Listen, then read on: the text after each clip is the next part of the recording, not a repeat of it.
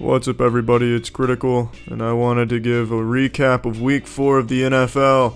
So, here to give you an exciting recap is me. I'm in a fantasy football league for a $20 entry, and there's like 30 people in the league or some shit like that. Maybe there's only 5, I'm not sure, but there's some money involved here, so I've been kind of paying attention. I haven't watched any of the games or anything. I've just been looking at the point leaders and noticing that I have none of them on my squad, which is probably why I'm 0-4 and have lost 3 out of my 4 matches by a margin of 100 plus points. But regardless, I'm very invested in the sport. I love when the pigskin gets tossed around and touchdowns are scored, points go on the board, asses are slapped for congratulatory meanings.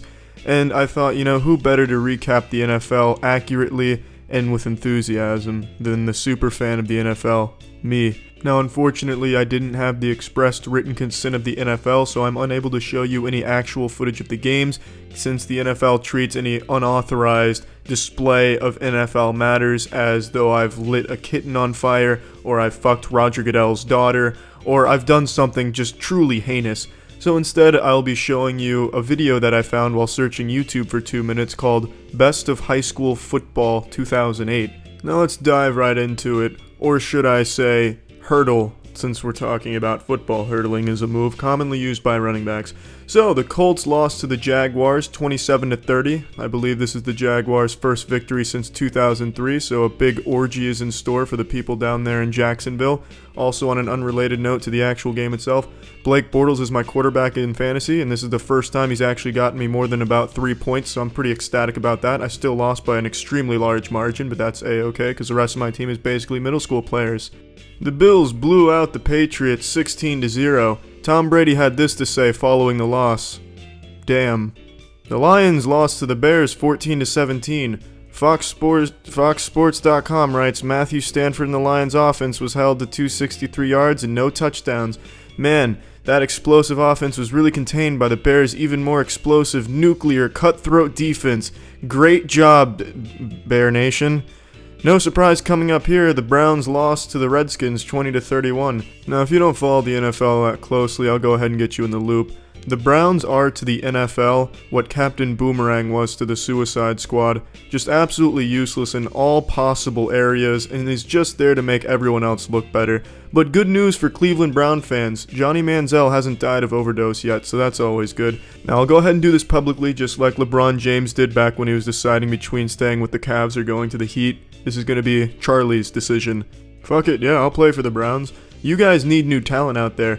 I can't offer you that, but I can offer you about the same thing Johnny Manziel did, which is absolutely nothing. You could even give me a cool nickname. Instead of Johnny Football, I could be Charlie Foot and Balls, because I have both of those. And then just put me in a uniform, let me stand on the sideline or something. I'll even work for free, it doesn't fucking matter. But moving right along, the Seahawks beat the Jets 27-17. Ryan Fitzpatrick threw 3 interceptions. What a fucking child. Get him out of there. Get him out of there. Riot in the streets. Down with their quarterback, I forgot his name. Raiders beat the Ravens 28-20. Raiders beat the Ravens 28-27. Zoinks, that one sounds like a real nail biter. I can't even imagine the levels of testosterone everyone was feeling during that showdown. Here's my favorite game of the week. Falcons beat the Panthers 48-33. This is my favorite game because the person I was going up against had Julio Jones on his team, and he's only the 6th player to have had a 300-yard receiving game in NFL history, which is great and perfectly timed because it was against me in fantasy, leaving me absolutely no chance of winning, which is okay because I didn't have a chance to begin with. I basically drafted NASCAR players to play on my fucking fantasy football team, judging by the points I get per week. The Texans beat the Titans 27-20. That's cool. Cowboys beat the 49ers 24-17. There's a picture here on Fox Sports of a man teabagging another man. Well, actually, it's less of a teabag. He's kind of going over him, but his nutsack is on top of his head pretty much. The Cardinals beat the Rams 17-13. I forgot the Rams were still a fucking football team, so that's kind of cool. That's a wake-up call, I guess. Saints beat the Chargers 35-34. Man, another real close showdown. Goodness gracious, holy fuck. The Denver Broncos spanked the Tampa Bay Buccaneers 27-7.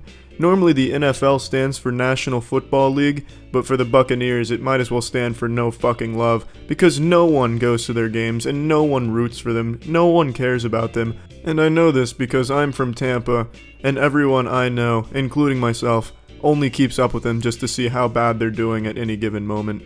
But yeah, that's NFL Week 4 recap for you. I hope that was really insightful. I know I really dug deep in there and gave you the highlights and a real, in-depth breakdown of each game. So now you're informed, and let's go, sports fans. NFL, yippee-ki-yay, motherfucker, yahoo. Alright, that's it. See ya.